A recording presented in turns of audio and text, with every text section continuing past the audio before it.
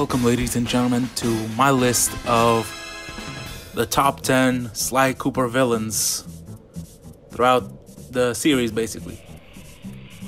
Now, a couple of rules.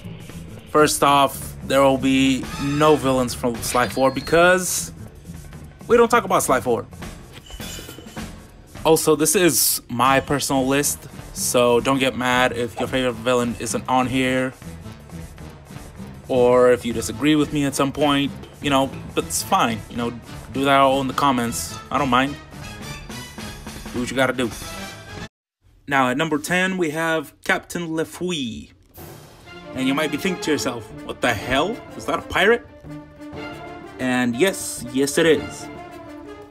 Lefouille is actually a pirate captain from Bloodbath Bay, the last true pirate settlement left in the world whose inhabitants adhere to the traditions set by their ancestors.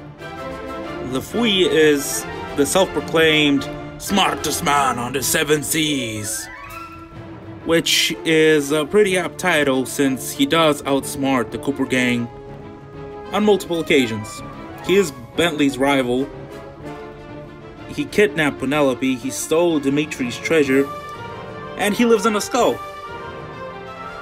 The only problem I have with him is that his part of the story doesn't seem personal like it does with the other villains. He just kind of shows up and becomes the main antagonist.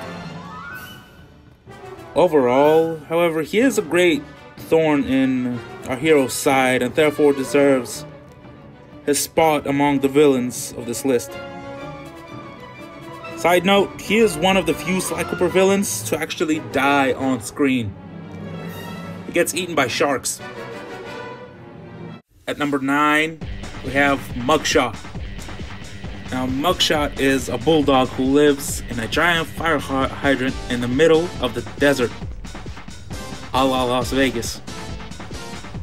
Mugshot grew up as a weak kid and got bullied a lot, but got inspired by crime movies to become tougher than everyone and became a gangster.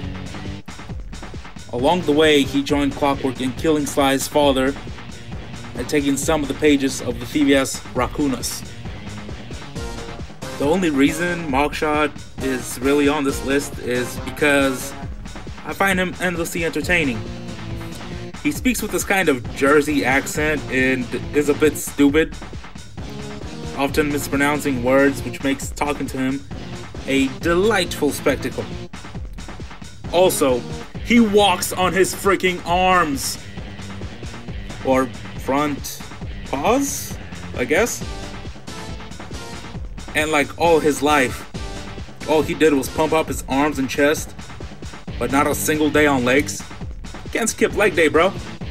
Also, he might be a vampire because he's apparently weak to sunlight, because if you turn some mirrors on him and hit it with sunlight, he apparently dies or his guns explode or something, which is not something I really understand. But either way, still cool.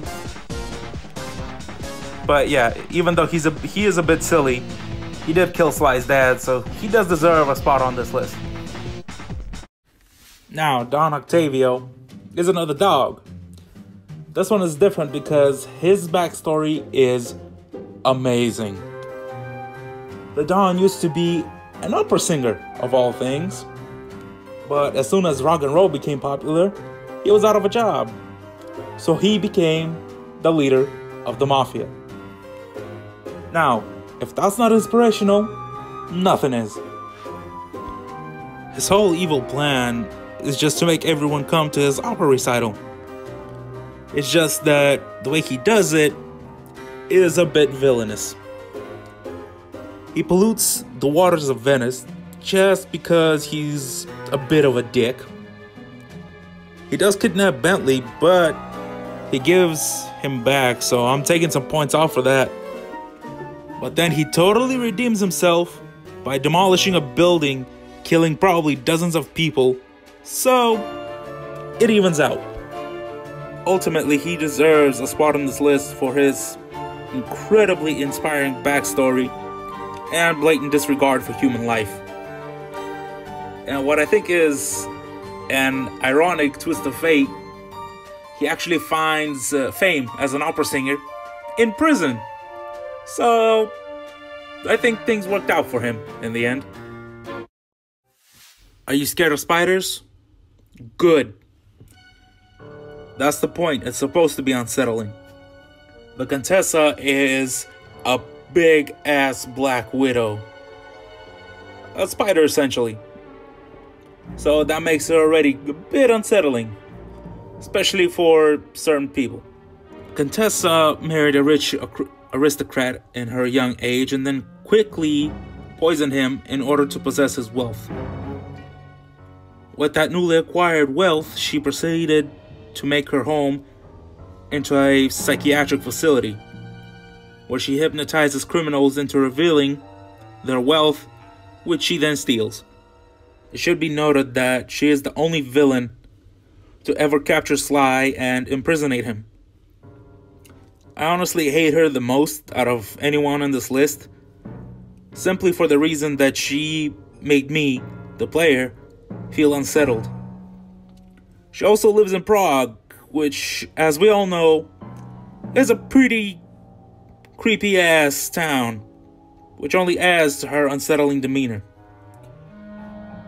She made Sly sit in a hole for like a month, almost turned Murray insane, and made Bentley fend for himself. And he's a turtle. She truly is the mistress of chains. The Panda King is a panda bear, duh. But he was also another one of Clockwork's pals who assisted in the murder of Sly's father and the subsequent theft of the Thievius Raccoonus. He also caused an avalanche that destroyed a couple of villages, killing probably hundreds of people. But the most heinous crime of all is that he talks like he's in a kung fu movie. The Panda King was born piss broke in a village in northern China, and as a young boy he saw the wondrous fireworks dance in the night sky. So he became inspired and developed his own fireworks, but was shunned for doing so because he was poor. So he instead turned his fireworks into weapons and then proceeded to kill all those who shunned him. We do know that he has at least one sister and a daughter who he cares deeply for, so he's not all that bad. He also has what I might say is a split personality disorder or something like that. I don't know why, but I thought I should mention it. Yeah, he is a mass murderer and all that, but honestly, he's not all that bad. Marry you. She's a woman. She doesn't know up from down. Now, don't you just want to punch this dude right in his smug face? Well, don't worry. You get to. Don't you worry. This villain is honestly hilarious, to me at least. He's just so over the top, making him so unlikable that it's just funny. He's no pushover, however, being able to go toe-to-toe with Sly in terms of combat. He also managed to see through the Sly Cooper's disguises and sabotage their plans. Probably his worst offense is that he kidnapped Panda King's daughter and was going to force her to marry him. In terms of physical ability, he has the ability to fly short distances, probably because he's a rooster, and roosters, as far as I know how to fly. And he likes to use a weaponized shield as a weapon. I don't know why. That's his choice, I guess. And for some reason, he's able to use magic and uses it in order to resurrect the dead to do his bidding. And he can summon dragons. Overall, I'd say that General Tsao is a very cunning individual that definitely deserved what happened to him. This guy is one of my favorite characters in the Sly Cooper franchise, just for being so damn entertaining. Now, Dimitri is a literal lounge lizard, and he acts like it every chance he gets. As a young man, he wanted to become an artist, but couldn't become one because he was weird and the artist didn't like his weirdness.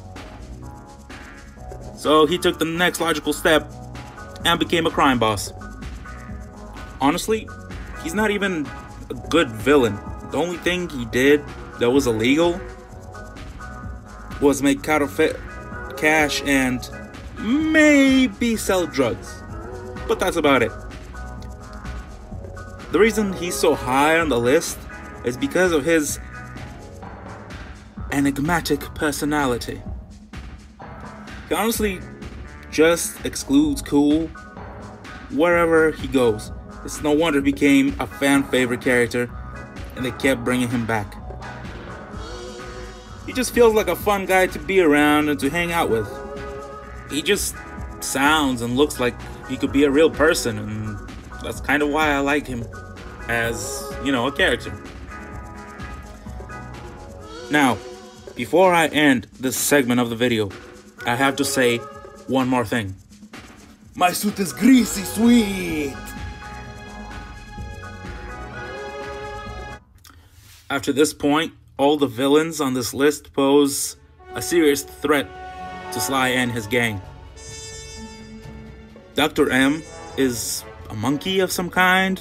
They used to work with Sly's dad, being the Bentley of that group. Basically the one who came up with plans and strategies and machines and all that. Feeling as if he were betrayed by Sly's father, Dr. M proceeded to try and steal the Cooper Vault's treasure.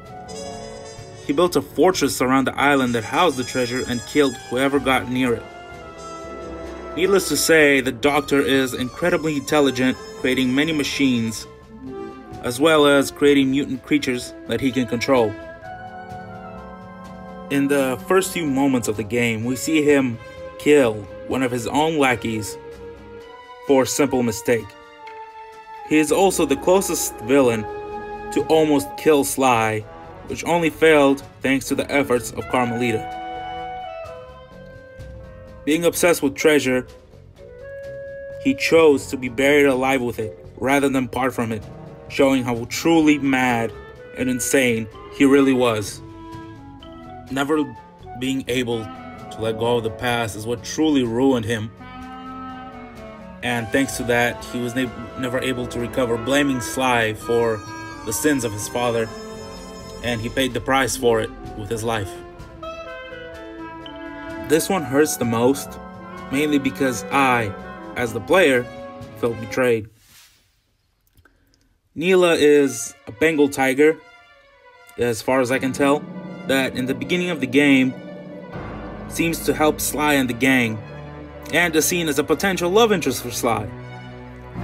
This all goes out the window when she betrays the team, throwing them in prison. Later on, she betrays literally everyone else she comes across in order to achieve her own goals. She betrays Carmelita, the Contessa, and finally Arpeggio in order to possess Clockwork's body.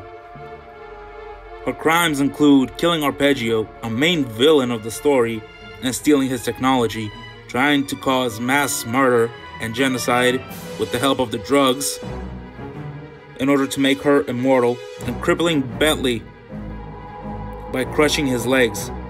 She was by far the most effective villain, driving the team apart, testing their resolve, mentally, physically, and emotionally.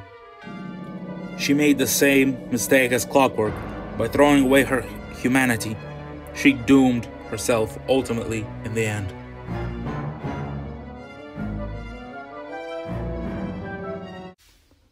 Clockwork is considered Sly Cooper's main nemesis for a reason. We don't even know his full backstory, but what we do know is truly terrifying. We do know that he was once a gigantic owl that became jealous of the Cooper legacy, and that jealousy eventually turned to hatred. In his anger, Clockwork decided to replace his mortal body with machinery, turning himself immortal and hunting down the descendants of the Cooper clan for all time. It is implied that he murdered each and every one of Sly's ancestors, always leaving behind an heir for him to hunt to keep himself immortal, because his hatred is literally what is keeping him alive. He killed Sly's father when Sly was very young, forcing Sly to grow up in an orphanage. To be honest, that's all we really know about him, and we might never know more than this. We do know that he likes hanging out in Russian volcanoes though, so that's something. Using murderous intent and hatred to keep himself alive, Clockwork truly is the one true nemesis of Sly Cooper. Hope you guys enjoyed this list. Please don't forget to like, share, subscribe, comment, all that nonsense. And I'll see you next time. Bye.